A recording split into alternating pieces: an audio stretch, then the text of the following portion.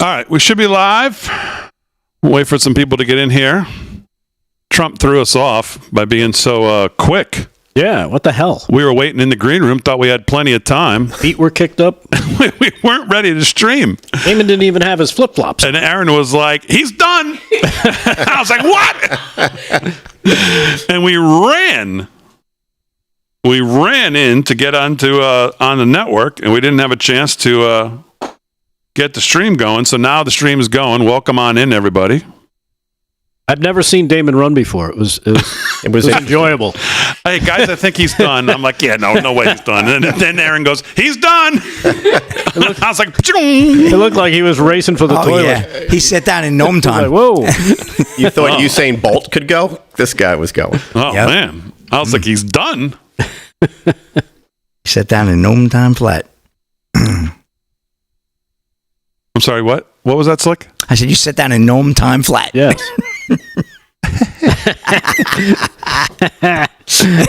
That's a good one. No, it's not. Yes, it is. It's a terrible one. Anything you say gnome is good. We got the gnomes makers coming up tonight.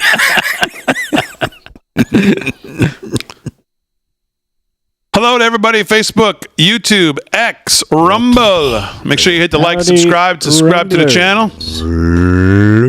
We are here. We were caught off guard, but we are now here. We are here. Sorry you missed the first segment, but That's right. If you could have seen what happened when Aaron said he was done. Aaron's going, Damon, come on, can we go on? I've got like one ear. It was about to be me just talking to the audience. I was gluing the hairpiece on. I barely got it going. Oh, my God. What is that?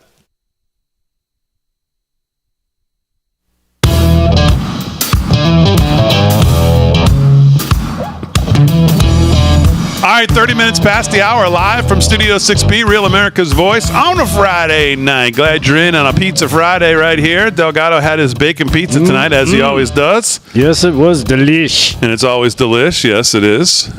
Slick's going to do some sports. Vinnie Mac in the house. Got some thoughts on some things as well. How you doing?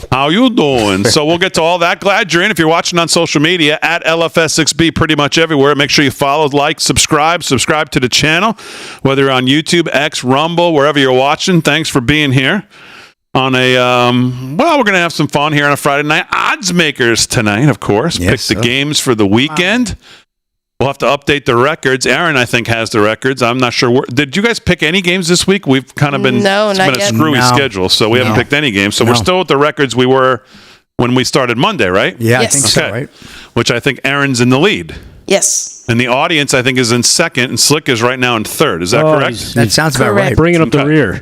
And who's joining us tonight, Aaron? Brenda from Michigan. Brenda from Michigan is going to join us. Another Real American Voice, another 6B watcher, as we've made the audience a part of the odds makers this year, and it's been fun. They've all been great. They have. Yeah. No pressure, Brenda, if you're watching. No pressure.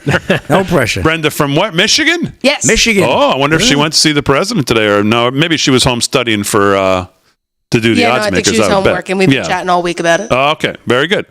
All right, so Brenda will join us around 9:30 to do the odds makers. Slick, how are you feeling about your picks coming up? I feel good. You know, it's a tough. I got to tell you, if you look at the experts, a lot of them are at like 500. It's been a really wild beginning of the season. Not only with the spread, but just picking them straight out to win. It's been a lot of upsets. Speaking of the spread, let's talk about last night just for a second. Slick joined me on my show last night. Yeah. And we talked at halftime. I said I think I'd feel more comfortable having Dallas laying 5.5. And the best kicker, Brandon Aubrey, that we've seen in quite a while on the Dallas Cowboys, who makes it from 60 as if it's like from 15. Yep. Misses his first 50-yard field goal in his career. Somehow misses a 50-yarder, which is like in his career chip over shot. 50. With Dallas up 5 at the time, laying 5.5. 80% of the tickets, so you're talking hundreds of millions of dollars on Dallas minus 5.5. All those bettors are watching thinking, well, this is a layup for this guy. Cash the ticket, baby. Give me the money. Wide right. Wide right. Yeah, you'd think he played for the Buffalo Bills back in the 90s. And everybody, all the conspiracy, all the Delgados are out saying that the Vegas called down and said, too much money on the Cowboys. Miss it wide right there, kid. I mean, I'll tell you, that could have been in play. I got to tell you, that was very interesting. Although the Meadowlands is always, it's always a wild place to kick. People will tell you the newer stadium's a little bit better, but the old stadium, and they used to open up the gates and the wind would come whipping in. That was a weird place to. I've been to many games there, obviously, many Dallas Giant games, many. And but yeah, I was very disappointed. Did you think his approach and kick to the ball was the same as he always does? He looked a little. It did. It looked a little light-footed when he got up to that definitely. kick. It did not look right to me. He had plenty of leg, but it was wide right. But it's just. When it was weird, he used his left leg. No, he didn't make it that obvious. But yeah, I tell you, I was a little annoyed too. I mean, the Cowboys. That was definitely a lackluster game for me. For sure, they didn't play as good as they could have. All right, let's do some sports. Sports is brought to you by our friend Mike Lindell and MyPillow. Support Mike, support the show. Use our code LFS6B if you shop at MyPillow. It'll give you a great savings on whatever you're buying from Mike, which is always going to be good stuff. And then you can get a free shirt from us as well. What's going on, Slickster? All right, well, pennant race. We're down to the wire here, Big D. I mean, Sunday's the last game of the season, and we got about 3-4 games left, depending on your team. And here we go. Tigers over the White Sox, 4-1 right now, bottom 7. Tigers are fighting for a playoff spot. Nationals blanking the Phillies, 7-0. Phillies have it all locked up, though. End of the 6th. They've locked up the East already. The Yankees and Pirates, no score, bottom of the 5th. Yankees, too, right, Rick? They're in like Flynn. They clinched. They clinched, so they beat Baltimore last night. They're moving into they took the East as well. Marlins 9-4 over the Blue Jays right now, bottom 4. Astros blanking the Guardians 3-0, end of 4, end of 6, no score. Rays and Red Sox up in Boston. Royals right now trail the Braves 2-0, top of the 6th. Orioles over the Twins 2-0, top of the 2nd. Dodgers 2-1 over the Rockies, end of 1st. Dodgers are another team moving on. Mets and Brewers, no score there. Bottom of the 1st. Mets and Braves still in the mix there. It's still a good. They have a makeup game on Monday, I believe. That's going to be very interesting. That could be the rub, right? We'll see what happens, Vin. But and we got the Rangers right now and the Angels coming up at 9:38 p.m. first pitch. 9:48. Padres out in Arizona taking on the Diamondbacks, and the Athletics visit the Mariners at 10:10. Earlier today at Wrigley Field, the Cubs blanked my Cincinnati Reds 1-0. Reds already made their golf course reservations, and this season has been long over since about July. So that's a scoop on that. A couple of college football games. We got a little Friday night football, Big D. What do we got going on? We got right now no score. Washington at Rutgers, 4:48 to go in the first. Miami, who's got a good team this year, number 7, taking on Virginia Tech. They lead 14-7, 13 to go in the second. Miami laying like 23.5 though. I looked at that game, but it's a little too rich for me. We have Minnesota and Michigan. That's going to be a good one tomorrow. And I'm going to get to the odds makers, but you got a real good game. Georgia visiting Alabama, right, in Tuscaloosa. And is the president still on track to be at that game? I got to check on that. I've not heard anything has changed. Okay, good. I like to hear that he's there right now. He's just there a little early. Okay. Yeah, he thinks he's there. Oh, he thinks he's there. But I'm not quite sure. I think Kalen DeBoer was asked about the president coming, and he said, isn't that the coach's name? DeBoer? For Alabama? Yep. No, not Josh DeBoer. Maybe related. But that old Nick Saban. No, he seemed fine with it. He seemed into it, so. All right. Well, we'll see. I know. We just pray to God. I would think he'll get one hell of a reception if he goes. Oh, without a doubt. Huge. Yeah. That's a hell of a game, too. Georgia's only laying 1 point. Georgia coming off that barely escaping that Kentucky game last week, 13-12. So that should be an interesting game. Alabama playing good ball. And one more quick story. FEMA and NFL designate 4 stadiums as emergency and disaster response revenues. This is aiming for Breitbart Sports. Everything going on now. They're starting to look at things. In fact, that Green Bay Detroit game, that's a little bit up in the air now. Getting to that. I mean, Detroit and not Green Bay. They're playing Tampa. Yeah, that game is kind of up in the air right now, too. What they're going to do with that. We'll get into that a little bit. 4 stadiums in America have been tapped to serve as safe places and shelters when communities experience disasters and emergencies. The Federal Emergency Management Agency, FEMA, and the National Football League are joining forces in a program to designate several stadiums and fields as mission-capable venues that can be used during response and recovery missions, FEMA announced yesterday. The agency continued, though through mission-ready venues, a public-private partnership, NFL stadiums are recognized for their capabilities to better sustain public safety and be a source of support for the communities they serve. serve. The designation identifies the ways the stadiums or venue could be used for response and recovery activities during the declared emergencies. Meanwhile, Hurricane Helene is bringing winds and heavy rain near Florida's west coast, an area known as the home of NFL's Tampa Bay Buccaneers, AFP reported on Wednesday. Mission-ready venues that were identified, believe it or not, Met Get a Life Stadium in New York, of course.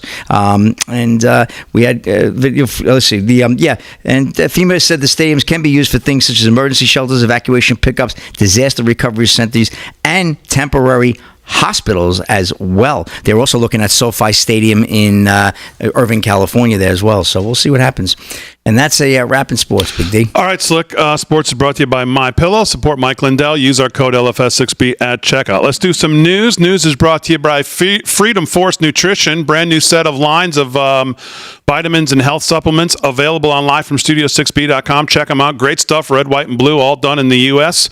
You can see it at live from Studio 6B. Check them out. Rick Delgado's got it. What's going on? All right. Well, since Slick mentioned it, I will jump right to it. The big weather story, of course, hitting the country down in Florida last night and into today. Hurricane Helene has left an enormous path of destruction across Florida and the southeastern U.S. as of today, killing at least, believe it or not, 40 people in 4 states, snapping towering oaks like twigs, tearing apart homes as rescue crews launched desperate missions to save people from the floodwaters. I don't know if you guys got had a chance to check out any of the videos you might find on social media like X or Facebook, but there's some crazy stuff where you see this water just it's 4 or 5 feet high. I mean, Vin was just down there. Vin's got a place down there. Yeah. Everything was okay. Your place, thank God, right? Yeah, I was except there, for the boat on your lawn, Right. Boat knocking down in the corner. Except for the 40-foot yacht on your sidewalk. Yeah. Right. What people don't realize when they see these videos, on the storm is the high tide on the Gulf is 2 feet. That's high tide. Here it's much more. So it's 2 feet. Right. So everything's built to deal with 2 foot of high tide. They had 8-foot surges. Oof. That basically, and it's flat. That basically means all that water went, as far as it could go across, moved boats, went into people's homes 2 or 3 feet. That's where this thing's crazy. Wow. Yeah, think about that. That's 6 feet of water that literally could be in your living room. Yeah, exactly. The Category 4 hurricane knocked out power to some hospitals in southern Georgia, and Governor Brian Kemp said authorities had to use chainsaws to clear debris and open up roads. The storm had a maximum sustained winds of 140 miles an hour, and when it made landfall late Thursday night, last night, in sparsely populated regions in Florida, basically, it was, as Vin described, it's the surge that is really causing most of the damage. Moody's Analytics said it expects the property damage to reach between $15 to $26 billion, and the wreckage extends hundreds of miles northward to northeast Tennessee, where there's a dangerous rescue mission situation by helicopter with 54 people stuck on a roof of one place as water rapidly flooded the facility. So a lot of crazy stuff happening, and just the pictures and the video you see of people is insane. But luckily for us, America, Kamala Harris is on it. They are monitoring the situation. This is cut number 8. She comes out today. She makes a declaration that they're monitoring the situation with Hurricane Helene. Here is cut number 8. Take a listen for yourself and listen carefully. Before I begin, I will say a few words about Hurricane Helene. So the President and I, of course, are monitoring the case and this situation closely, and we urge everyone who is watching at this very moment to take this storm very seriously. Thank you. Please follow the guidance of your local officials. This was when? And President Biden and I, of course, will continue to work closely with state and local officials. I feel think much it was, better. Yeah, me too. I think it was during happy hour, because to me, does she sound like she's a little sauced? Does she sound like she's slurring? Did she make that statement today or yesterday? Either last night or today. Oh, okay. Well, today. Hello, it's over. She did say it was a holistic storm. Right. Yeah. Holistically, yeah. And she was hoping that the storm is unburdened by what it had been. Holistically, it would move through. Not many middle-class families have been in storms like this, but she comes from a middle class. Yes. Right. She's a disaster herself. What are you talking about? She's a Category 4 disaster. She is a Category 4 disaster, by the way. Yeah. That's exactly So right. I don't know if you caught it. Did she sound like she was slurring just just a little bit? He always does. I don't know. That sounded My ears are not that loud, but I didn't catch it. Oh, yeah. Little Xanax. Yeah. I'd hear it again, though, if you want to play it. Play it real quick there, Aaron. So before I begin, I will say a few words about Hurricane Helene. So the president and I, of course, are monitoring the case and this situation closely, and we urge everyone who is watching at this very moment to take this storm very seriously, and please follow the guidance of your local officials. And President Biden and I, of course, will continue to work closely with state and local officials. You just pay attention to what's going on here. I mean, maybe a little. I don't know. A little soft. When did Windex start making whiskey? All right, we'll do more news with Delgado and Vinnie Mac coming up.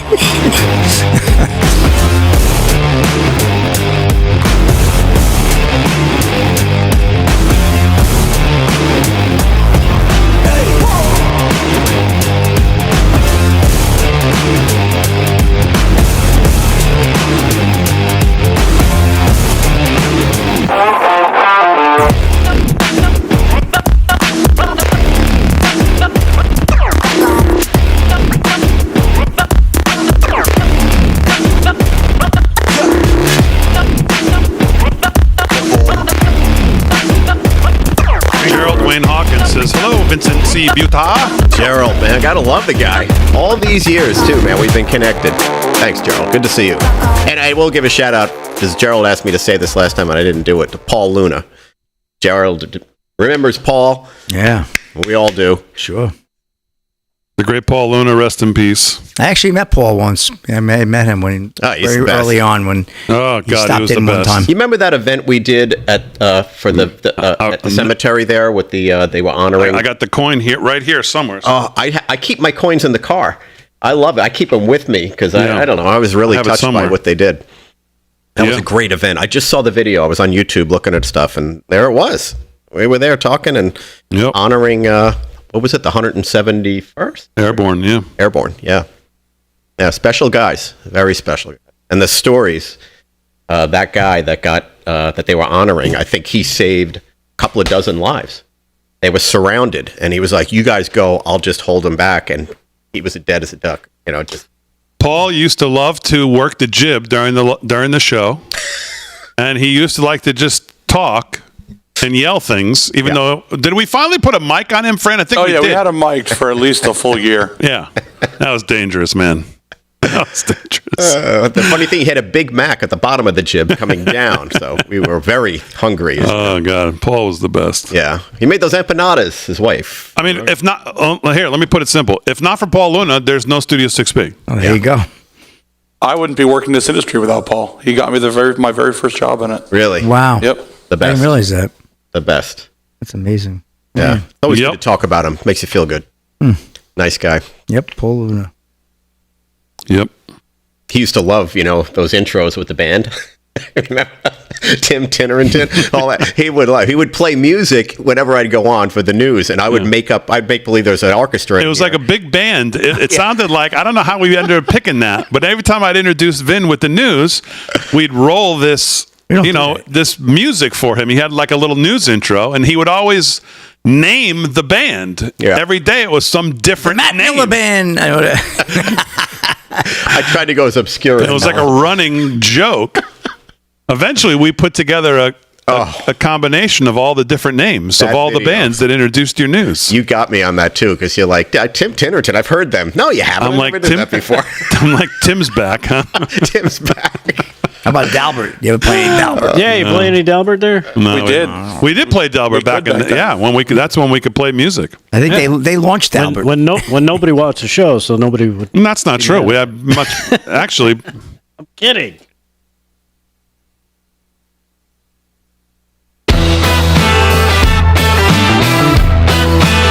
We said too much. All right, 13 till the hour, live from Studio 6B, Real America's Voice. On a Friday night, glad you're in. Slick's going to do some more sports. Delgado's doing the news. Vinnie Mac's going to have some thoughts here coming up. Delgado, what else is going on in the news? Again, we were talking about the numbers that were released earlier today. Shocking numbers of criminal aliens roaming free in the U.S. And this is actually, I'm getting this from homeland.house.gov. So from the own federal government's website. It says, today the House Committee on Homeland Security Chairman Mark Green issued a statement following the release of new data from Immigration and Customs Enforcement, ICE, showing that as of July 21st, 2024, nearly 650,000 criminal aliens were currently on ICE's non-detained docket, which means when they're encountered, they are not detained. They just let them go. Roaming free in communities throughout the United States. This figure includes roughly 15,000 individuals convicted of or charged with murder. So you've got an extra 15,000 at least murderers roaming around. And about 20,000 more sexual deviants who are willing to rape and pillage their way around the country. So you can add that number to it. And more than 105,000 convicted or charged with assault. The number is shocking, of course. And this clip comes from Fox News' Bill Malugin as he breaks down some of the numbers. This is cut number 6. Check this out. Bill Malugin from Fox reading the ICE letter about the numbers. Just to put it in a nutshell right here, what we've learned from the acting ICE director via this letter to Congressman Tony Gonzalez is right now there are over 13,000 illegal aliens convicted of homicide who are roaming the United States right now. There are another 15,811 illegal aliens roaming the country right now who have been convicted of sexual assault, and there are even more who are facing charges for homicide and charges for sexual assault. So this just goes to show, guys, the non-detained docket has exploded under the Biden administration to over, I believe it's 7.3 million. They're anticipating it could hit 8 million by the end of the year. But looking at the numbers on this letter right here, there are currently over 600,000 non-citizens on ICE's non-detained docket who are either convicted, 600,000 non-citizens on this non-detained docket who are roaming the country right now. Of that, 425,000 have already been convicted of crimes. 222,000 are pending crimes. Yeah. So you've got criminals that were convicted. They were released from the jails in their respective countries and shipped right over to us. And then you've got ones that were charged but haven't been convicted just yet, also released and shipped right up here into the U.S. This happening while Vice President Kamala Harris walked a stretch of fence lining Arizona's border with Mexico earlier today.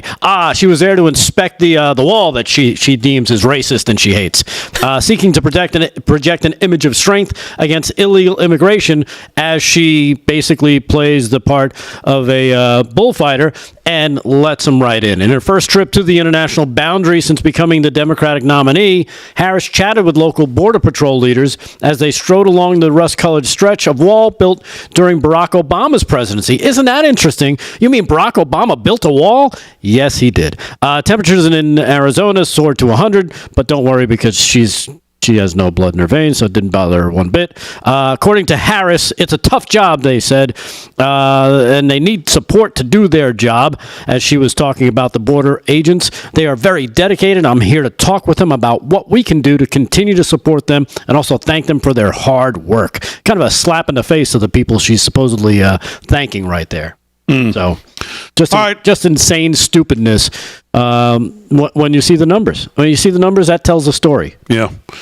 All right, more on this because I want to talk about where this is all leading. So we'll do that in the top of the hour. But right now, let's do some news and some thoughts with Vinnie Mac. Vinnie Mac is here. What's going on?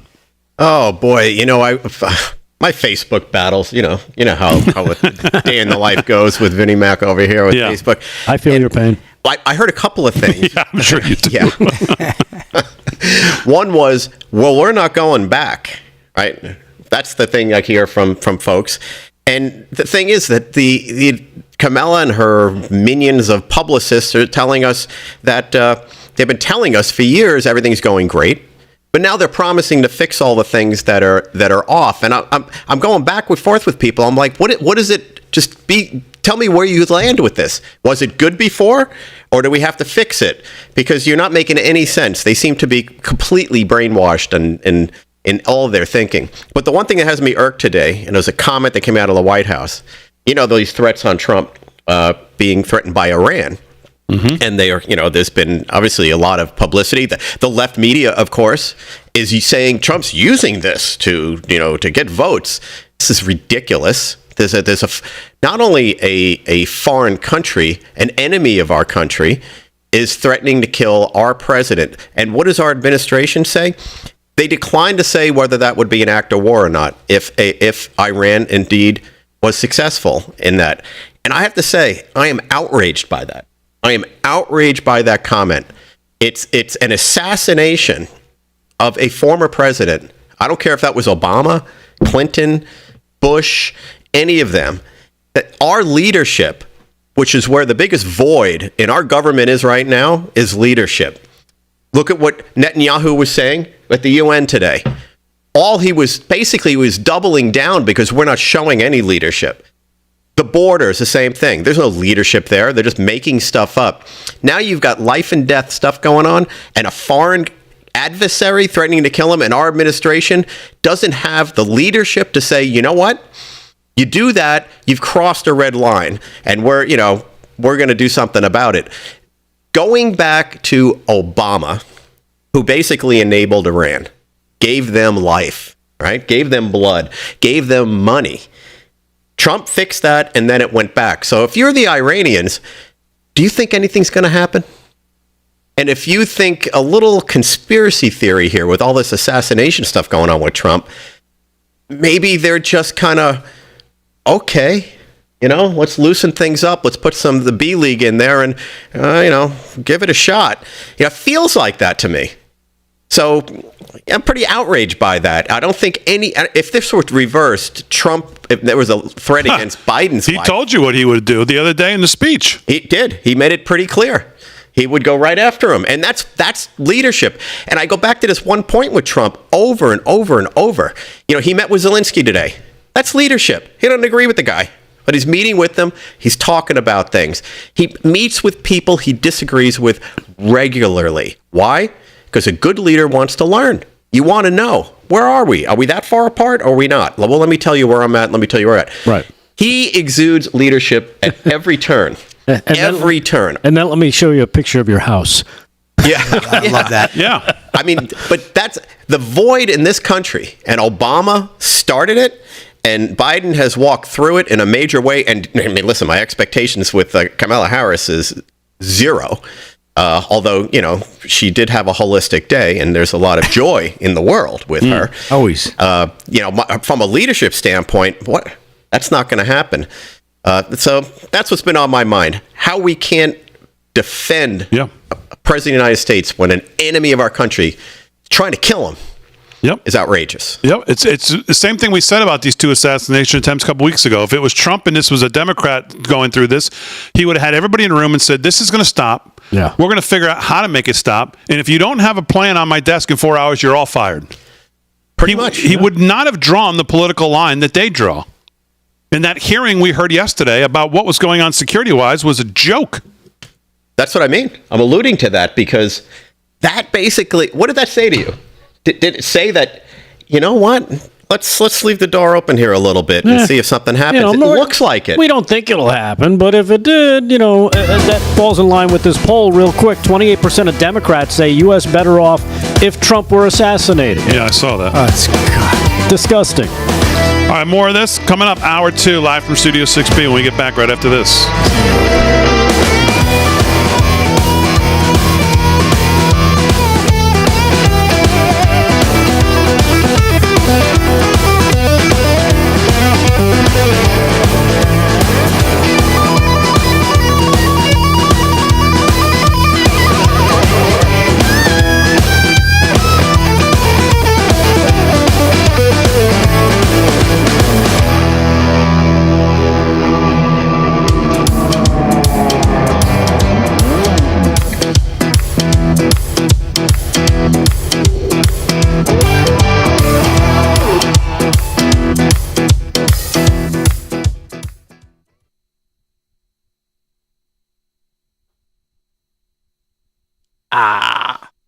Things are breaking.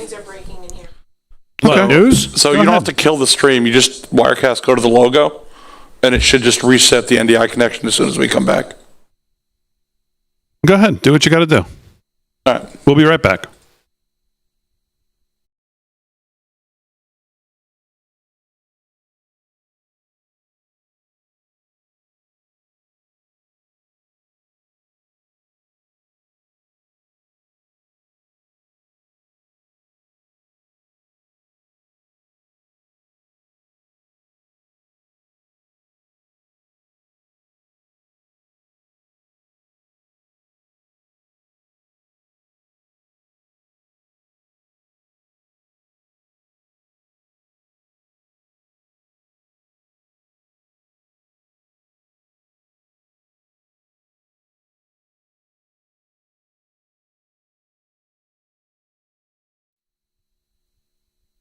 No, we should be back right now. Okay.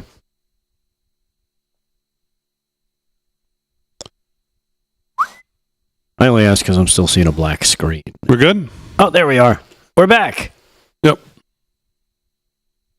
Reset. Yeah, tea leaf on the Rumble. Yes, I have that story.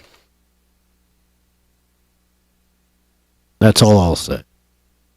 How about Thomas Roberts? You said nothing. Oh, Thomas Roberts on YouTube. Late getting gnome. Running 6-7 minutes behind. Running late. He's late getting gnome. They're right on this.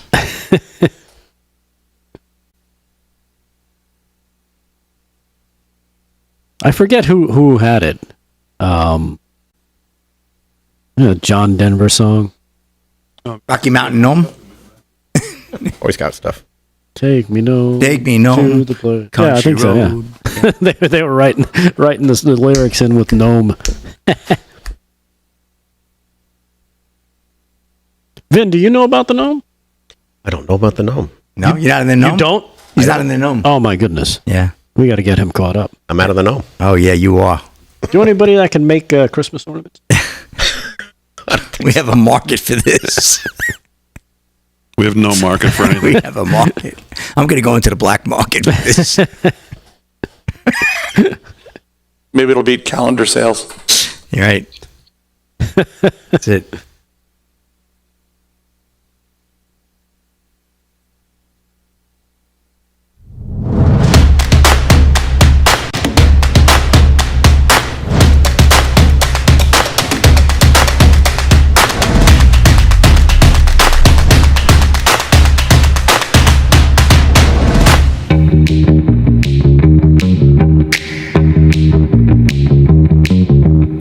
All right, hour two, live from Studio 6B on Real America's Voice on a Friday night. Glad you're in.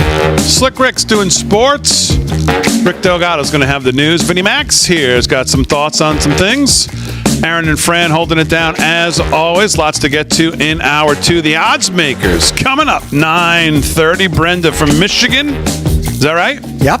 Brenda from Michigan's going to join us to make the picks on behalf of the Live from Studio 6B audience, who's doing very good so far after 3 weeks. We've had 3 stellar select pickers.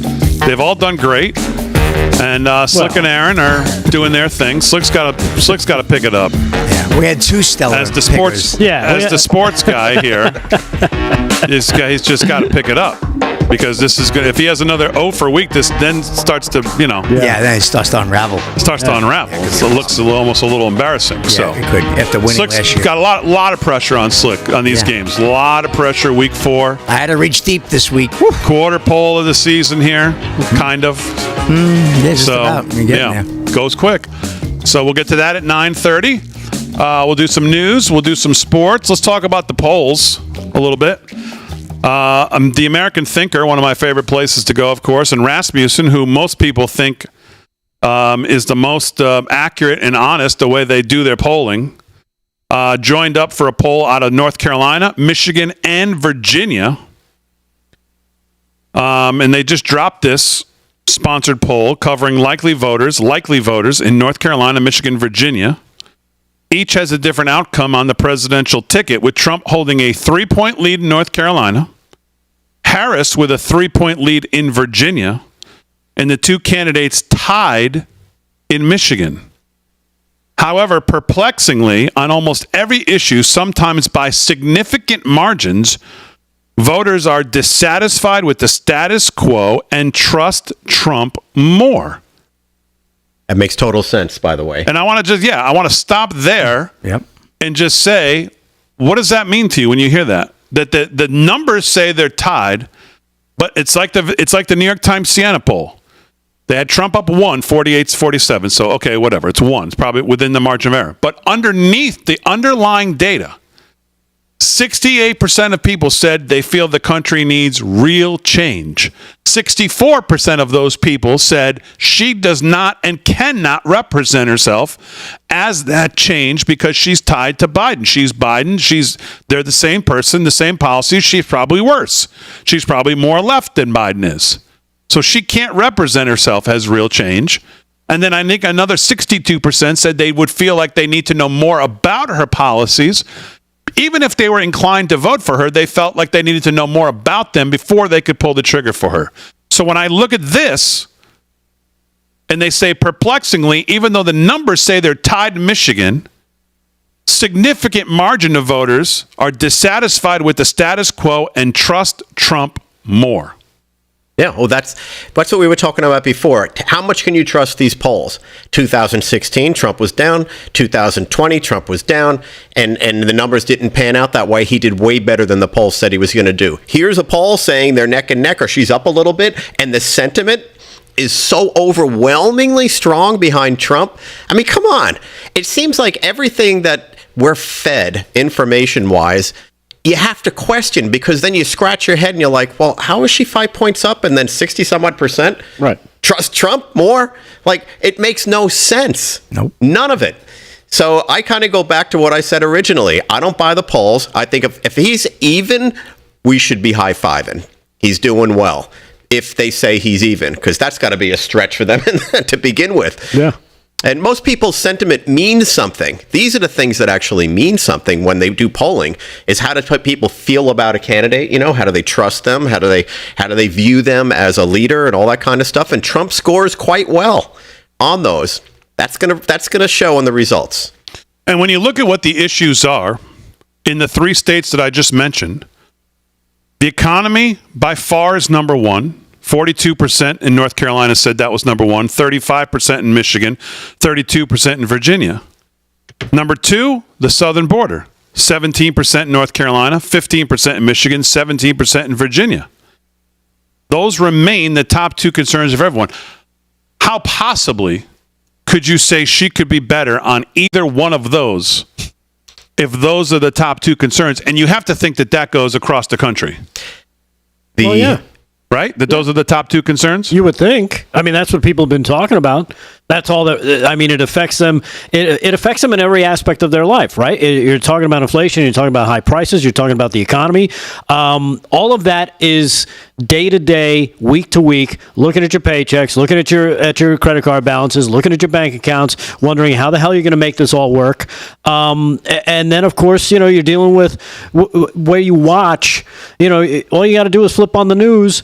Or go on social media and you see all this illegal migrant stuff. Oh, they're getting this money. They're getting that money. We're sending money to Ukraine. We're sending billions over to here, billions over to there. And people are wondering, wait, that's our money.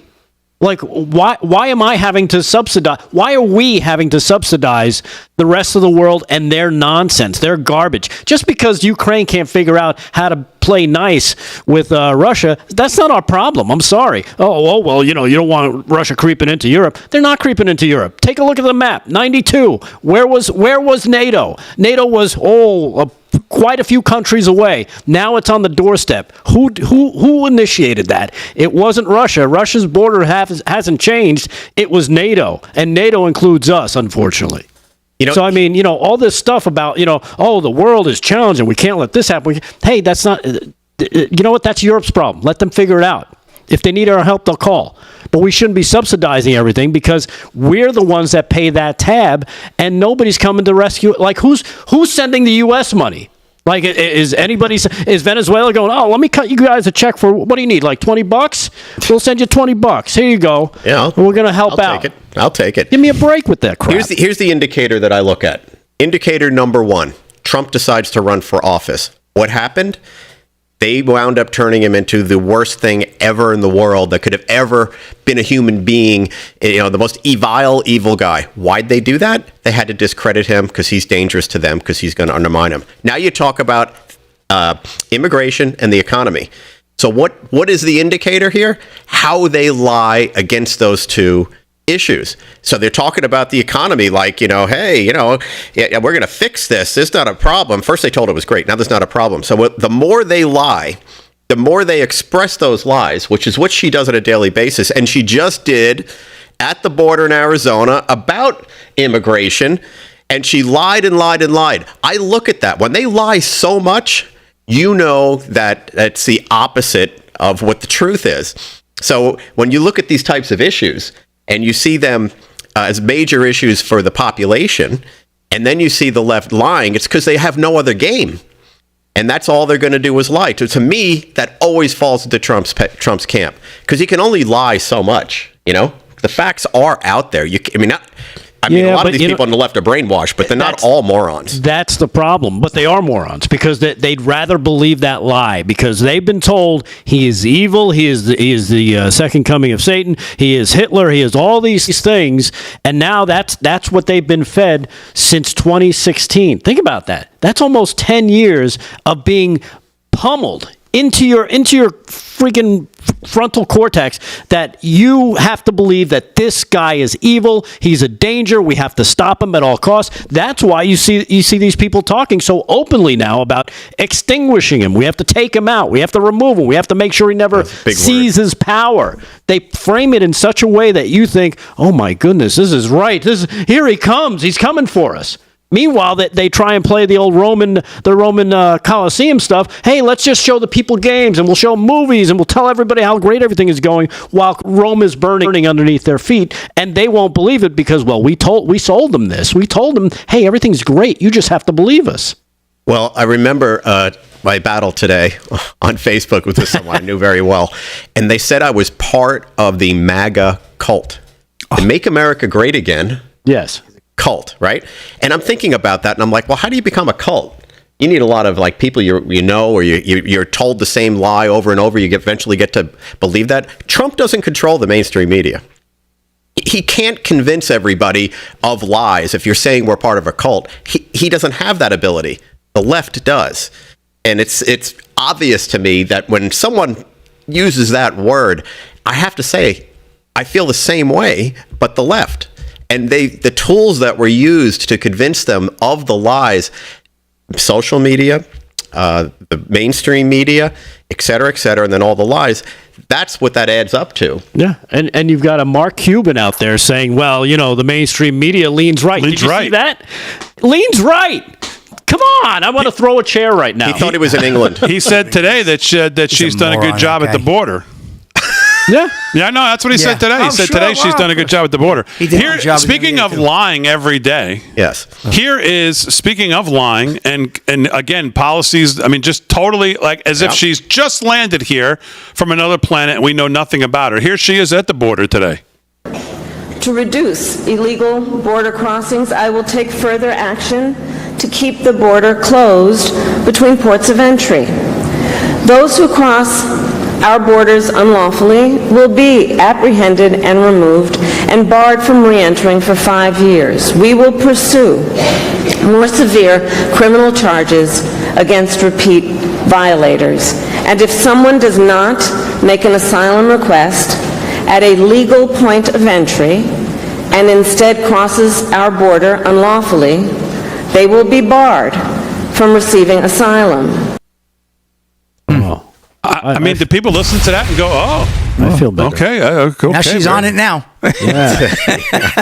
On a day that the acting ICE director comes out and tells us what an absolute disaster is happening in this country right now. Yeah, it's like she's not the incumbent. Yeah, no. She showed up for work at quitting time. This is the case. We just made this case.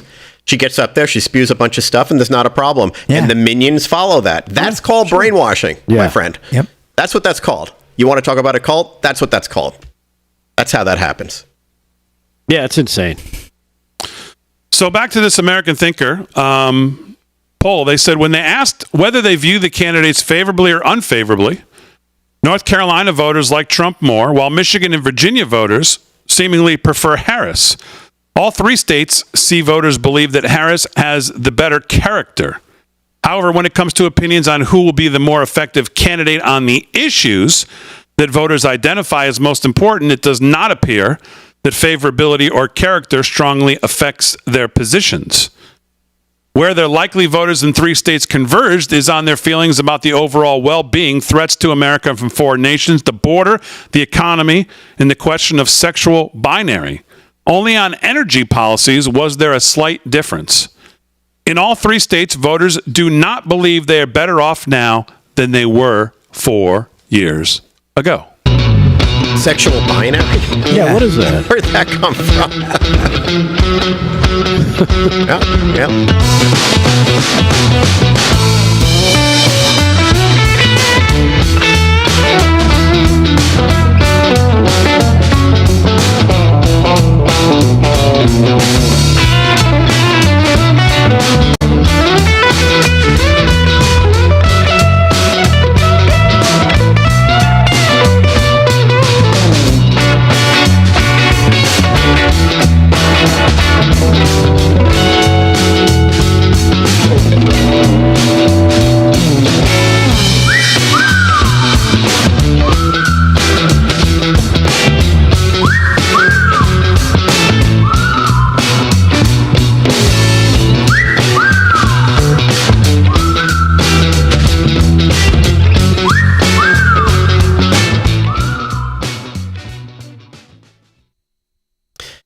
I'm still trying to figure out what sexual binary meant. Am I missing something? What the hell does that mean? I guess it's a binary choice and not 9,000 different genders, I would assume, is what they mean. Wow. Speaking of not having a choice, we have 3 reads here. He, him, there, everyone. Why can't that be binary? Yes or no? 3? 3. Yes. Birch Gold, Yes. Patriot Supply, Close, but no. and AMAC. No. Oh. 1 for 3, just like your picks. Wow.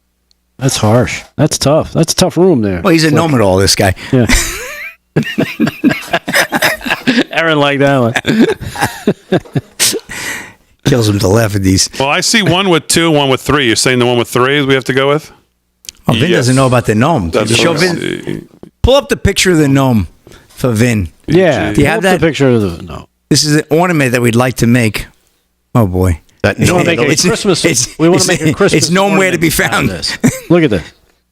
I'll have none of that. What are you doing?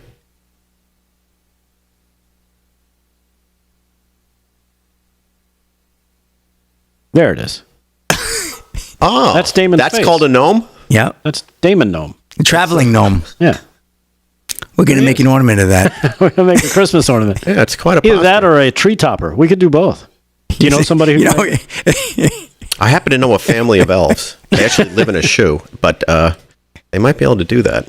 When they're not making cookies? Yeah. Well, they stopped making cookies. They're not healthy. People want this thing. I threw it out there as a goof, like, wow, we should make a Christmas ornament. And people are like, I'll take 10. They want to share them with family and friends. the more I look at it, Oh my goodness, it's gonna be Looks like it's gonna be a great holiday. looks like the butt of old jokes, that thing. It does look like an ornament you'd find like in Scandinavia, Right. you know? So, it might have some merit there. Yeah. See, Hold check, please. Damon in every tree. There's one in every tree. People in the chat say if it had a cowboy hat, then maybe. Like something Yeah, you can put one on I think that's something you could find. You can find that in an adult store too. You can find that. You got that. You got ABBA and you got that gnome. Could be could be a butt plug. Someone said, KC58 said, if you sell them, Damon, you could maybe pay for the trip that you owe the guys to the sphere. Oh, look at that. Oh, my goodness. Oh.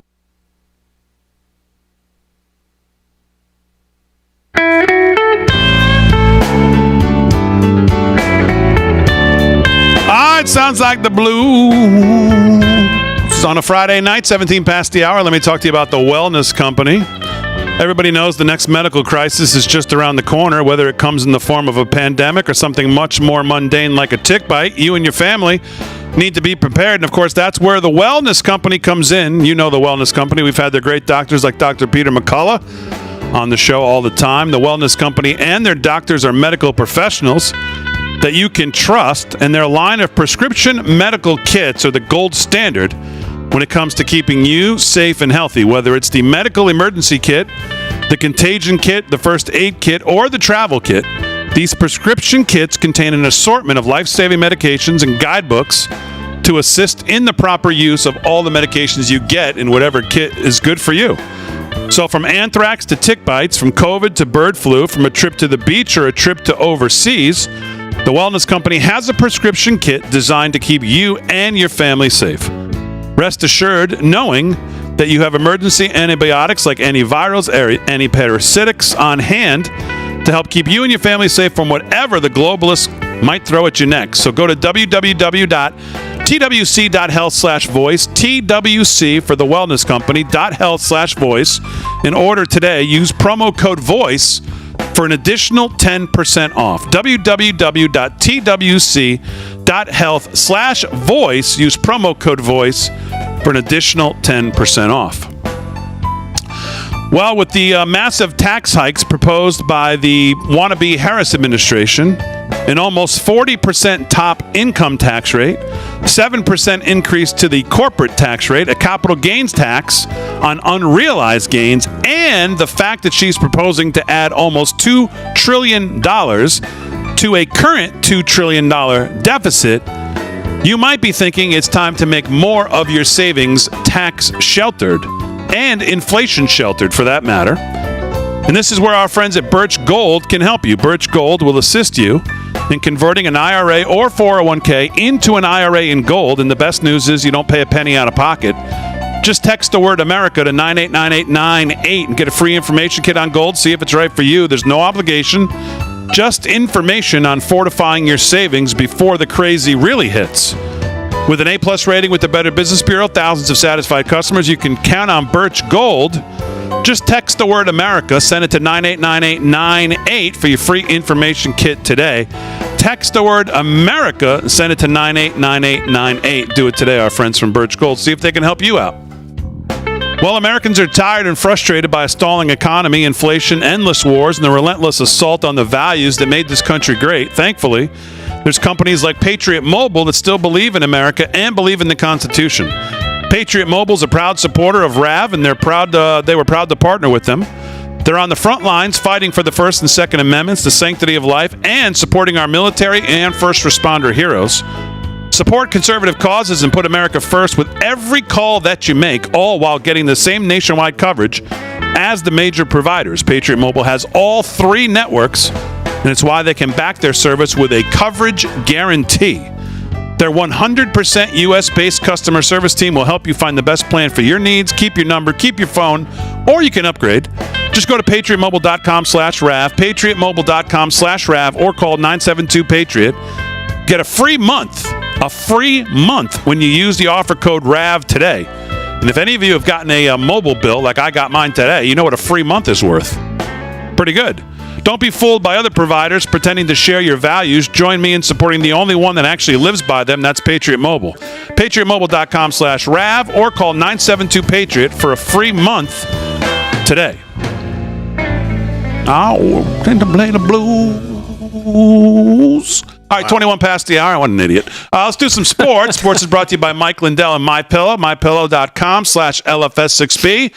Promo code LFS6B at checkout. Slick, what's going on? All right, Big D, Friday night, we got to go back to the rodeo. We haven't been to the rodeo in a few weeks. We I got love the rodeo. big playoffs, right? Cinch Playoff Series Championship. This is at the Denny Sanford Premier Center in Sioux Falls, South Dakota. Here we go, Big D. Bareback riding, first round. Keenan Hayes, 88 points on Birch Rodeo Company's Bunkhouse Mouse, 11 grand there. Steer Wrestling, we have a tie. Jesse Brown and Dakota Eldridge, 3.8 seconds. Team Roping, Tyler Wade, Wesley Thorpe, 3.8 seconds there. Saddle Bronc, Brody Kress. You should have seen that bull in a dress. 86.5 points on Bailey Pro Rodeo's Capone, 11 grand right there. Tie down roping, Riley Webb, 7.6 seconds. Barrel racing, Haley Kinzel, amazing time, 13.92 tenths. Excellent time there. Bull riding, first round there. Hayes Weight, 86.5 points on Harper and Morgan Rodeo Company's Swing Your Sword, 11 grand there. Total payout, $1,086,219. So big one there in the Cinch Playoff Series Championship. Baseball scores. Let's just get to the scores that matter right now. A couple of wild card positions at stake. We have 2 in the National League and 1 in the American League. Guys, the Detroit Tigers just won 4-1 tonight. They've clinched the second to last spot there in the wild card. Just one more spot open, and vying for that spot are that'll be the Royals and Minnesota Twins are both going for that last spot. Right now, the Braves lead the Royals 3-0 in the top of the 9th, and the Orioles 2-0 over Minnesota, top of the 5th. So Braves also looking to increase because the Mets, Atlanta, and Arizona are all vying for the last 2 spots. So it's probably going to come right down to the wire with the Braves and Mets to see which one of them get to go, unless if Arizona has anything to say about that. So getting down to the wire, we'll have it on Monday. Full recap. We'll know what the playoff matchups are. Obviously, big teams. Yankees are in. Orioles are in as well, and should be a great playoff series. Can't wait. Love playoff baseball. Nothing like it. So we'll get to that as well. And just we'll get to one more quick story. Big D. Want to get to a little golf here, if I may. We got the American. Oh, you know what's going on there, right? International team. Well, they bounces back at the President's Cup. You think? Set stage for a massive weekend. Big D. I know you're going to be tuned in for sure, right? President's Cup. This is Adam Gretz of Yardbarker. After the American team impressed in Thursday's action at the President's Cup, sweeping all 5 matches, it appeared as if they had built a seemingly insurmountable lead and that it might be a short weekend at the Royal Montreal Golf Club. The international team had other ideas on Friday, though, bouncing back with an equally dominant performance that changed the equation. They responded by winning all 5 of their matches Friday's foursome to send things into Saturday, tied 5-5 right down to the wire. Unbelievable. Yeah, Siwoo Kim completed the sweep with his putt to end Friday's round. Beat Scheffler. Yeah, I know. That was the most emphatic and impressive win for the international team on Friday. Belonged to the duo of Hideki Matsuyama and Sunjae Im, which dominated the American duo of Patrick Cantley and the aforementioned Xander that was Schauffele. Over after 12, that round. Yeah, it was. That match. Yeah, so obviously we'll have a full recap on that Monday night as well, Big D, and that's a wrap in sports. I mean, the President's Cup doesn't have the feeling of the Ryder Cup, but I mean, still, it looked like it was going to be a snoozer. And then today, the American team was asleep. Yeah. And turned the snoozer into what's going to be an interesting weekend now. So they were playing with house money. Not a good move. Yeah. All right, let's do a little news and hear what that's Rick Delgado. What's going on? All right. I don't know if you saw this. We don't have time for much, but I will throw this up there as Donald Trump met with Ukrainian leader Vladimir Zelenskyy over at Trump Tower, and of course, upon exiting, I don't know if you could see it in the way they stood there, but Mr. Zelenskyy didn't look like he had a very good meeting with Mr. Trump. Here they are talking about the meeting, cut number 5. Couldn't find a blank check in the meeting. That's the problem. Of Check this our out. soldiers, our people. Of course, it will bring us closer to the peace. We need just peace. We need just peace. It's so important to have just peace for the people, especially for the families who lost their children. It's a big tragedy. President Trump, have you changed your thoughts on how this war should end, what you think should be done, or do you still stand by some of the previous statements? Well, I learned a lot, but I think I haven't changed from the standpoint that we both want to see this end, and we both want to see a fair deal made, and it's got to be fair, and I think that'll happen at the right time. I think it's going to happen. The president wants it to end, and he wants it to end as quickly as possible. He wants a fair transaction to take place, and I think right now I'm campaigning, so right now I don't have much to do with it other than we're doing very well in terms of the campaign, and I've been saying that I believe if I win, we're going to have a very fair and I think actually rather rapid deal. It should stop, and the president wants it to stop, and I'm sure President Putin wants it to stop, and that's a good combination. So we want to have a fair deal for everybody. Yeah. There you go. Looking for those, looking for the gravy train not to end is what he's looking for. He's looking to make Who we sure. kidding? All right, we're back right after this. Odds Makers coming up.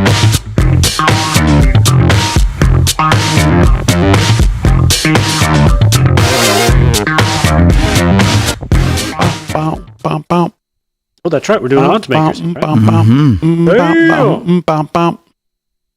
Brenda from Michigan, come on down.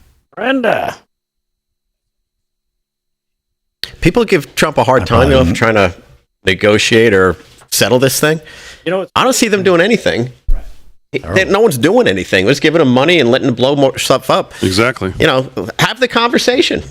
You don't want to make all kinds of concessions, but no war ends for real without a full victory. Yeah. Look, even World War II. Russia got what it got, right? We got, what we got, but nobody won everything. Japan got downtown revitalization, right? Yeah, Japan. Oh, Oof, man. that was brutal. That was brutal. We rebuilt it, though.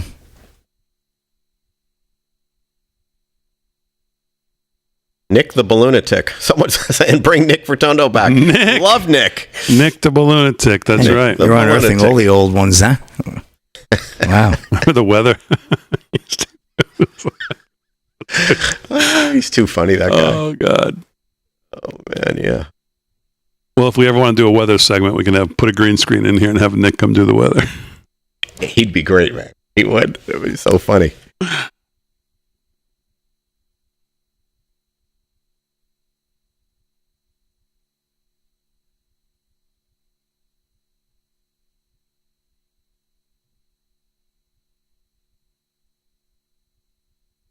Oh, boy.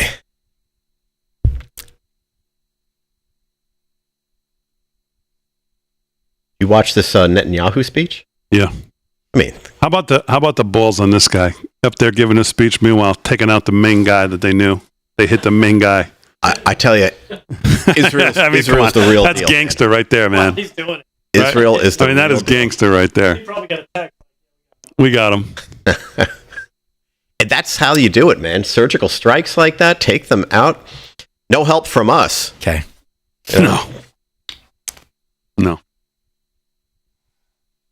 And then we have college and pro. You all picked college too? I picked one college, yes. You got that Georgia-Bama game. You got to pick that game. She might not have. Oh, look at this text I just got from Dr. Gina.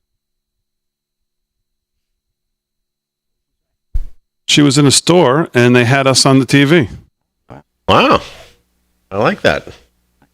Yeah, give me a shout out. Was it a gnome store? In Branson, Missouri. I was about to say the same damn thing. It was Gnome Depot.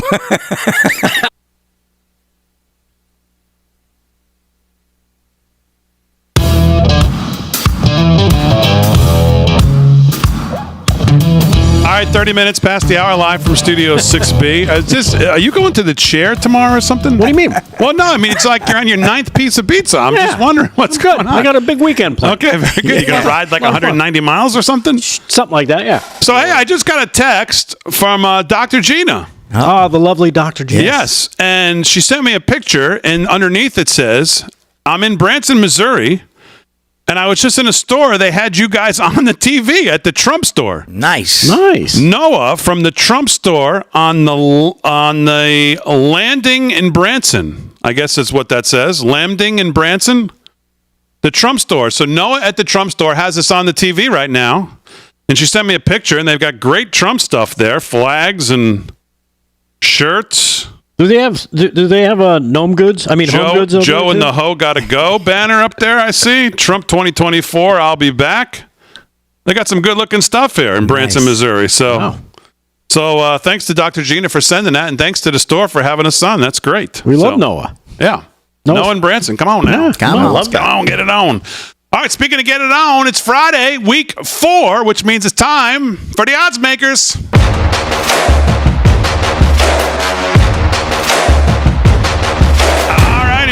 Slick, Rick, Aaron, and of course, this year we've involved the audience. The Live from Studio 6B audience is involved. They've been doing great. And this week, Brenda from Michigan joins us. Hi, Brenda.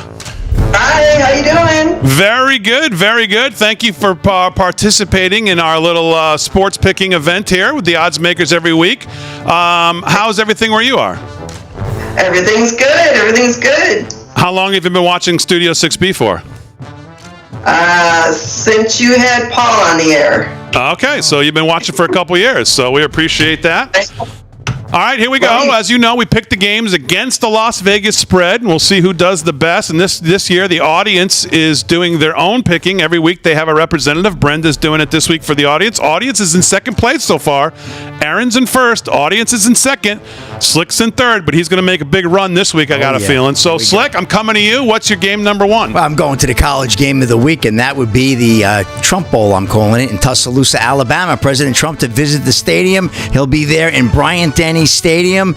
Georgia, Alabama, Big D. I believe the last time I saw the line, Georgia was laying either 1 or 1.5. I saw both numbers, so I'm going to say 1.5. Okay, Probably. I see Georgia laying 1 right now. 1. Okay, so then I'm going to take Alabama. I'm going to take the Tide, baby. I'm rolling with the +1, and I'll tell you why. First of all, they're home. Second of all, Georgia has not beat Alabama in a regular season game since 2007. Long time there. I know the Dogs are looking for their revenge from that 27-24 playoff last year, but I tell you, I'm going with Bama. I'm rolling with the Tide. I think they're going to win that game because Georgia barely beat Kentucky last week, 13-12. So give me the Tide, Big D. All right, so Slick's going to take Alabama +1 at home. Both teams 3-0. That's 7:30 on Saturday night. Brenda, what's your game number one? My number one game is the Buffalo Bills and the Ravens. Buffalo Bills and the Ravens on Sunday. Let me find that game here. Buffalo and Baltimore. Oh, that's the Sunday night game. 8:20. Baltimore's -2.5 at home, coming off the big win over Dallas. Who do you got in this game, Brenda? Well, the Buffalo Bills, Josh Allen he's just going for the MPV award, for the league. He's going to, hurdle right to that. He's got great chemistry with his guys, with Shakir, Kincaid, Cook, Coleman, Johnson, Hamlin, and I think they're just going to go for it. All right, so you got Buffalo in this game beating Baltimore. Baltimore's -2.5, so Buffalo's getting points in here. And you make a great point. Josh Allen is playing like an MVP. He has looked good. Buffalo 3-0, looking to go undefeated quarter way through the season. All right, very good. Good pick. Aaron, I'm coming to you. What's your first game? I am going back to college, same as Slick, the Alabama-Georgia game, big game like he said this weekend. I'm going Alabama as well. I really love the way Jalen Milroe's been leading the Tide so far. 8 touchdowns, almost 600 passing yards, no interceptions, knock on wood. Coming off a bye week, I think if they can get their red zone efficiency down this week, they'll have no problem rolling. Okay, so you're both on Alabama +1. I have to say, I like the other side of that game. I like the lower-ranked team laying points on the road. I would be on Georgia in that game, but you're both on Alabama, so we'll see what happens there.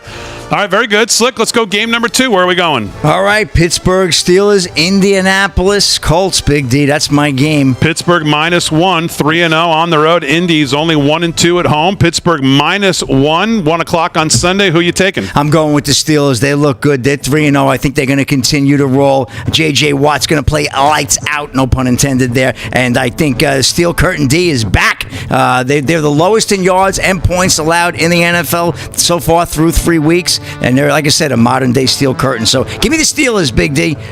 All right, Steelers -1 over Indy for Slick's game number 2. Brenda, where are you going for game number 2? I'm going with the Packers in the Vikings game. I'm going with the Packers. Coach LaFleur, he's the best thing that's ever happened to the Packers. Willis just was traded from the Titans, and he just really showed them what's for. The last game when he played against them, they had a lot of third down conversions with Wilson and Jacobson and Watson. So I think they're gonna, pull through. Green Bay minus the 3 at home. Always tough to go to Lambeau, even for Minnesota, who's 3-0. So Green Bay minus 3 in that game. Brenda's second game. All right, Aaron, what do you got for game number 2? I am going to the same game, but I'm going to pick the Vikings over Green Bay. Oh, Brenda, Aaron's picking against you here. Okay. Against you, Brenda. Sorry, girl. But the Vikings, they may not win this game, but that doesn't mean that they're not going to cover. Jordan Love, I believe, is still questionable, and overall, they're a little banged up right now, and they're playing it really safe with the play calling, and I think Minnesota's defense is going to be all over them, and combine that with Sam Darnold's ability to actually play football now that he's not on the Jets. I can't even believe I'm saying that, but I think the Vikings are going to roll. I was just thinking, man, it's got to pain you to make this pick, I can't even believe I just said that. How well Sam Darnold's playing. Of course, he could never do that for you and your team when he played for you, but all right, whatever. so Minnesota plus the 3. Think this game's going to be close. If they don't win, they're going to cover. So you obviously think it's going to be within the margin there. All right, very good. Game number 3, Slick. Where are you going? 425, SoFi Stadium, Big D. The Kansas City Chiefs traveling into town to take on the Los Angeles Chargers and Mr. Harbaugh. All right, Kansas City minus 7 on the road. Chargers have some injury issues to deal with. Where are you going here, Slick? I like the Chargers. I think there's going to be a win there. It'll be an upset. They're home, and well, we'll see what happens. I know Mahomes 7 of 10. He's won by 7 or less points, and I think that if the Chiefs win, they're going to win by 3, maybe 4, but I don't think they'll cover. So I'm going to take the Chargers at home, getting the 7. 7's a lot of points in the NFL, no matter who you are. Chargers plus the 7 over Kansas City. That's Slick's game number 3. Brenda, where are you going for game number 3? I'm going with the Jets game, and I'm going with the Jets. Aaron Rodgers, he's really showing his stuff the last game, and he's been accurate, precise, efficient. They had 27 first downs. And they have the best weapon group with Lazard, Hall, Allen, and even their defense. Without C.J. Mosley, without him being there, they did a great job. So I think they can pull through. Jets minus 7.5. I really like this pick. If I was on this game, I would be on the Jets too. In what I think could be this one could get out of hand. I could see the Jets winning this big. Jets minus 7.5 over Denver. All right, it's a good pick. I like that pick a lot. Aaron, where are you going for game number 3? I am going to the Buccaneers game with the Eagles. I'm going to pick the Eagles. Okay, they're minus 1 on the road. Oh, it's minus 1 now. Okay, good. So this is a revenge game for Jalen Hurts. If you remember last season, this is the playoff game where the Eagles got knocked out and the Buccaneers beat them last season. So I feel like they're going to go in with a little bit of revenge. The Eagles have been playing very tough considering the injuries they're facing right now. A.J. Brown, Devonta Smith, Darius Slay.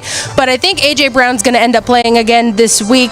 But even if that's not the case, Jalen's been playing very well, especially in the running game, and Saquon's been doing excellent. So I'm going to go with the Birds on the road. All right, there you go. Let's go to the final selections here for week 4. Slick, game number 4. Where are you going? I'm always going prime time, Big D. I'm taking that 8:25 Sunday night game. And Brenda, I see you got that Buffalo jacket on, but I'm going to M&T Spank, and I'm banking on Baltimore to win this one. They're laying 2.5. Josh Allen's playing great. That 47-10 trumping of the Jacksonville Jaguars earlier Monday night was great. But I think they're in for a little reality check. The Ravens, I don't see that team going 1-3. They were AFC Championship contenders last year. I think they're on it, and I think Buffalo 3-1 ain't bad out of the first 4 games. I'll take that. Dallas isn't that good. So I'm going with Baltimore, Big D, and I'm going to lay the 2.5. All right, Slick's going with Baltimore minus 2.5 for his game number 4. Brenda, where are you going for game number 4? I'm going with the Panthers and the Bengals. I'm going with the Panthers. Andy Dalton, he's playing his own old team, so I just think that he has something to prove. So that's why I'm going with them. Okay, Carolina coming off the big win with Andy Dalton last week. Cincy minus 4.5. Cincinnati 0-3. Hard to imagine Joe Burrow could go 0-4, but I mean, they don't look good at all. Carolina minus 4.5 at home is Brenda's 4th pick. Aaron, where are you going to go? Wrap us up, game 4. I am going to go to prime time also. I'm with Slick on this one. Sorry, Brenda. I'm going to take the Ravens over the Bills. This was hard for me to pick, honestly, but especially because the way that Josh Allen's been playing, they've demolished Jacksonville last week. But they're coming off a short week, and I think Baltimore, like Slick said, is going to be desperate for the win at home. Coming off a road game against Dallas where they played well, but they have to avoid the fourth quarter mistakes that they made last week. So hopefully if they can get that together, they're going to pull out the win. All right, there you go. Brenda's on Buffalo. Slick and Aaron are on Baltimore. We'll keep an eye on that Sunday night game. That'll wrap up the week. Brenda, you did a great job.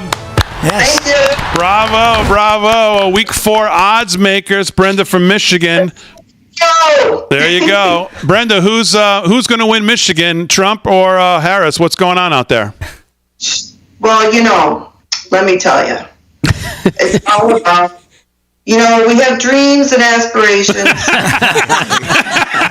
Are you from a small town, middle class family? You were born in a middle class small family. How's your lawn? Very holistic of you, by the way. Yes, very holistic answer That's of right. you there. That was Holistic. very Yeah, good. a lot of joy over there, huh? Brenda, thank you so much for joining us for a Week 4 odds makers. Thanks so much. All right, take care. All right, there you go. Brenda from Michigan, our Week 4 guest in the odds makers. Good. Man, another home run. Oh, my gosh, she was great. She was great. Yeah. What an answer right there, boy. Sense of humor and everything. That was Yep. fantastic. You guys She know a watched lot this about show. football. And she Yeah. did shit. Yeah. She was good. Yeah, she knew her stuff. She was I'm impressed with Aaron. Aaron, man, she knows her come on. football. I mean, come on. Vin? Do you know anything about the Italian men's bocce league? I can do some research and I'll get back to you on that one. I do play some Castiglione is, bocce ball, my you know what I'm favorite saying? guy. But Yeah. I'll What take was the that? quesadillas and with laying 3. What'd you say, Aaron? I said I have played some bocce ball in my days, so All right.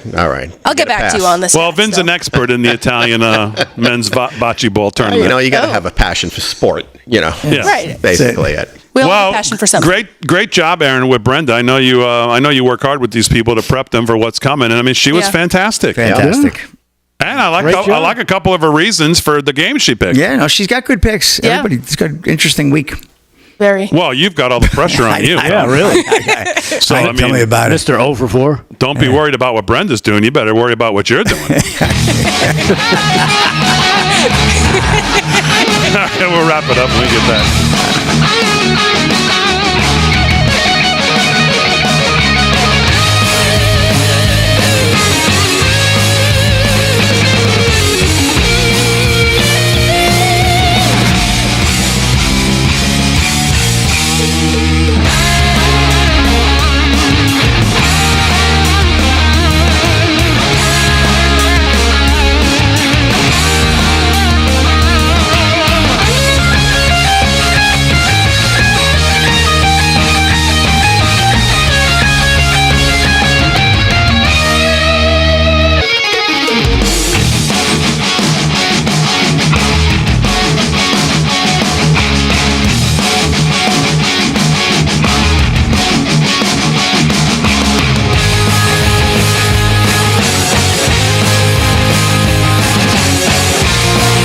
Studio. He's doing a show from the Gnome Studio tonight. I got to brush up on my football and my rodeo. You know, I'm just not there with the rodeo. Yeah, you're Come on, you gotta get down. Brody Chris, you should have seen that bull in a dress. Yep, it was good Gotta stuff. get down with the rodeo. Last Vin. thing I lassoed was an eggplant parmesan from Gino's, I believe it was. Yeah, it was the closest I've gotten. With a garlic knot. Yeah, that was easy. That was a tackle, actually. I impressed, forgot though. to ask you, Fran. I think it was the second break. Was that a new song? The second Yes, break? it was. Yeah, that was new. Oh, I like that one. Put that one in the rotation. Let me hear a little bit of it. Is that Make Manilow? sure we're talking about that. By the way, I think it is. No, it's not. That's it. I like that.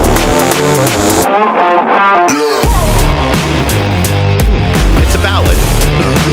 Sounds like Got a Dilbert. couple have been fighting for Shut a up, while. Vin. and they get Is this back together. Dilbert? It's not Delbert. It's me. No, Dilbert was the guy from Office Max, right? Or Staples or something. I like that one, Fran, a lot. I saw a $20 super chat from our guy, Child of the King. Again, we say in the chat, Becky Snyder, Damon from Gnome Land Security Chief. And we, the people of the chat, agree and second that vote. Damon is the new Gnome Land Security Chief. Wow, I like And you know it. who's going to be his running mate? Christy Gnomes. Wow, very good nomenclature. Yes, nomenclature. Vin, please don't start taking. Please. Just Vin's going wind to be me up brushing on up. gnome. He's going to be checking out his gnome dictionary all weekend. Gnome if you want to. Yeah, that's right.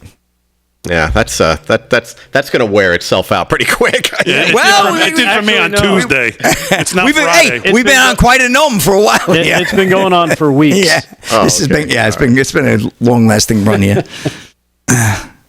Oh man, Are you singing, Aaron? We can hear everything. You blast right through the wall. I got you singing that song, didn't I? I did. All you have to do is plant the seed, and the songs come to you. Boy, see what's going on. Do you see what's going on in North Carolina? What's that? Oh, with the votes? It's worse than Florida. I mean, North Carolina, because they had like a dam break or something gave. Yeah. Oh, really? Yeah. Oh my God, it's just brutal. Yeah. The whole house. Look at this.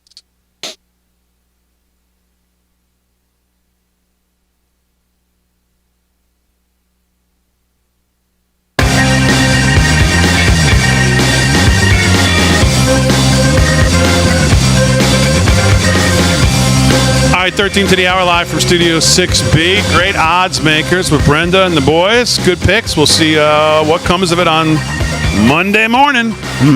Let's do some news or some thoughts here with Vinnie Mac. He's joined us here. You had a busy week traveling. What else is on your mind? Yeah, traveling a lot, but I've been thinking a lot about J.D. Vance. Ooh, the debate Tuesday night. We'll be covering it. I love this guy. I really think he was a great pick. He is smart.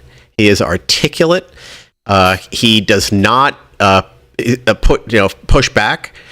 When he's pushed too hard, he pushes back. He's not a lightweight.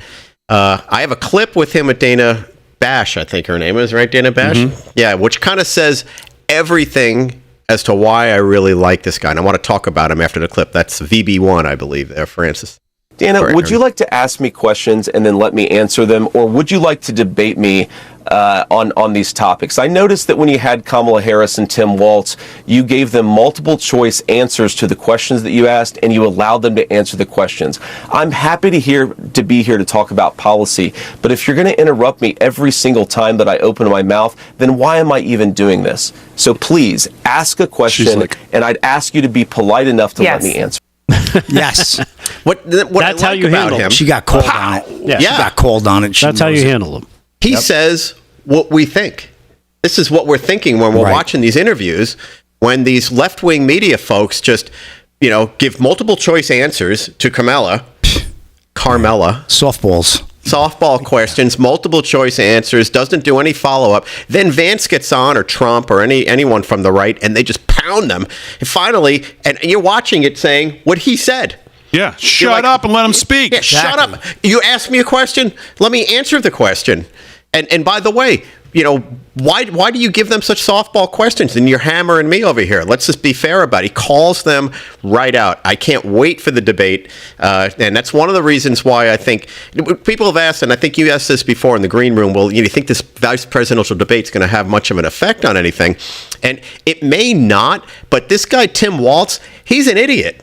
He's just a classic A idiot. He doesn't speak well. His policies are terrible. He talks about, we're not going to go back. We're going to go forward. And it makes it seem like they had such success in the past. He's an idiot. He is not smart, which is why I think there might be an effect. Because this Vance, this is one sharp dude. You're not going to talk your way around Vance in a debate. And he's not going to take any crap from anybody, any of these moderators that are going to be all left-wing, driven. So that's one thing that's been on my mind. One other thing, I'll be quick about this one. I don't know if you heard, this appeals court is taking a look at the Trump case. And in New York. Yeah, in New York. And what the hell is this?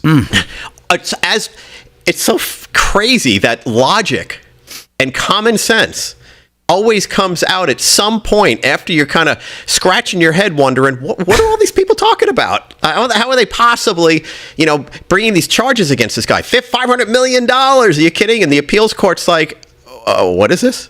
This is ridiculous. Literally ridiculous. So it looks like they're leaning towards all the things we thought. This is not a surprise. This is how it should have been from the very beginning. Any judge that values Mar-a-Lago at $18 million, I'm sure we talked about this in the past, but that's just an indicator of how corrupt the whole thing was. So the appeals court, thank goodness for the appeals court, some logic prevails here, and let's hope all the other cases go this way. So I was really happy to see that, and I really hope this Letitia James gets buried in this thing. Terrible. And a friend of the show, Josh Hammer from Newsweek, who was on, told us that there would be some sanity at the appeals court level in New York. And early on, it seems like that could be the way this goes. So. Yeah, especially with the questions that they're bringing up. And according to I guess they were presenting both sides to the appellate court judges. And that's where all those questions, they were scratching their head saying, what the hell are we looking at here? So hopefully sanity prevails. Real quick, Vin, on the debate happening on, what is it, Tuesday? Tuesday night. CBS just announced, this is coming from Just the News, moderators will not fact-check the VP debate. So we won't have to worry about Well, you know why they're coming out? Because Trump dropped it yesterday. He said, no one knew this. We had a deal with ABC that they were not supposed to fact-check. They agreed upon that fact before the debate. Right. And they just... Now, that was a setup beyond setups. Yeah. But I like that idea. However, the one who should be fact-checked is Waltz. And so them not fact-checking and this guy just blabbing lie after lie after lie is going to be up to Vance to call him out. Exactly. Vance is going to have to be the fact-check. That's just what I was just going to say. Yeah. That's the way it should be. Yeah, yep, and he will. Sharp dude. Anything really else sharp in news dude. quickly before we do a little more sports and wrap it up? Oh, yeah. This one is spreading and it's picking up speed. It came out yesterday. It came out late yesterday. Just saw it myself. Trump Force One. Rumors are spreading of a Mexican cartel plotting a Trump assassination. Yeah. So, rumors about a third assassination plot emerge with claims of missiles. Surface to air, yep. Surface to air missiles being smuggled into the U.S. Ann Vandersteel, a right-wing journalist and hope of Operation Burning Edge, posted on X yesterday that intelligence just in from the southern border that 9 surface-to-air missiles have been smuggled into the U.S. across the New Mexico border. Intended target, Trump Force One, suggesting the missiles could be of Iranian origin and that the operation was linked to the Sinaloa cartel in Mexico. But right now, these are just claims, no hard, concrete facts. But I'll tell you what. This doesn't sound too crazy. I talked about this on the show last night and then yesterday morning as well. I didn't even want to give this a second of credibility till I heard Eric Prince talking about it. And when Eric Prince talked about it and referenced that he was aware of some intel on the same thing, then I said, okay. Mm-hmm. That's scary. Because there's a lot of accounts out there talking about it that no one knows who the hell they are. Yeah, and Lara Logan also piped in. And I did see Lara Logan talk about it as well. Yeah, claiming that Trump's plane is the next target for assassination with three kill teams already inside the U.S. Man. All these bad actors going after Trump, the media going after Trump, all these things going after Trump. It's obvious, that they fear him so much. Yeah. The cartels do. He's going to take them out. Iran does. Meanwhile, Iran's got people in New York, and we're giving them Secret Service protection this week. Right. And we're letting them sell a ton of oil. Yeah. We're letting them do a lot of stuff. Historically, you've never heard of this. Ever. All right, Slick, what else? Any last things in sports? Sports is brought to you by Mike Lindell, and LFSXP is the promo code. What else? Oh, yeah. Well, White Sox fall to Tigers for Major League record 121st loss tonight. Detroit Tigers beat them. Detroit also ended a 10-year drought, as I said earlier. They are in the wild card spot, so figured I'd give you that big making the old Mets record there. Man. Exactly. Good. Yeah. So, that's... what is that, the White Sox? The White Sox, 121 losses. Are they for sale, like $25? We all buy them at this point. I mean, who the hell wants to spend that? 125 losses out of 180 games? 161 losses. Don't give them to it. 121. They might have a 124 by Sunday, but is that unbelievable? That is a Major League Baseball record. That's quite a year. It's quite a year. That is quite a year. I guess that's why there's 8 people in the stadium every night. Yeah, well, that's thank you, Bob. Was that South Chicago? That's where they play. And Swiss rider Muriel Fiora dies after a World Championship crash. This is Barry Reiner, Cycling News. 18-year-old suffered serious head injuries during Thursday's junior women's road race. And unfortunately, she passed away at the UCI World Championship in Zurich. She was 18 years old. So sad news there. A cyclist dying from a head injury. That's a wrap in sports. Big D, back to you. Speaking of cyclists, are you going to be riding this weekend, Delgado? Yes, I will be. Getting cold. How long do you ride for? Yeah, before be you careful say out there, enough is will you? enough? Up until recently, I used to go out. It could be 20 degrees. I'd get my ass out there, believe it or not. Wow. How many miles will you target this weekend? Oh, 60. That'll be Saturday. 60 on Saturday, and how many on Sunday? Maybe 70 Saturday. Vin, what are you targeting on your bike this weekend? Well, I'm taking a three-wheeler out, so it'll be Up a nice and down the comfortable driveway. ride. As always, we salute our military, active and active police, firefighters, first responders, all emergency personnel, all our truckers, all our farmers, everybody that keeps the country moving. Thanks, guys, on the show. Aaron Frank, great job as always. Thanks to Brenda, Michigan, being our guest tonight on The Odds Makers. We'll recap that on Monday. Have a great weekend, everybody. Tune in to Real America's Voice. A lot of Trump events this weekend. We'll be covering them all with the great team from RAV. We'll see you Monday night, 8 p.m., right here live from Studio 6B. Good gnome.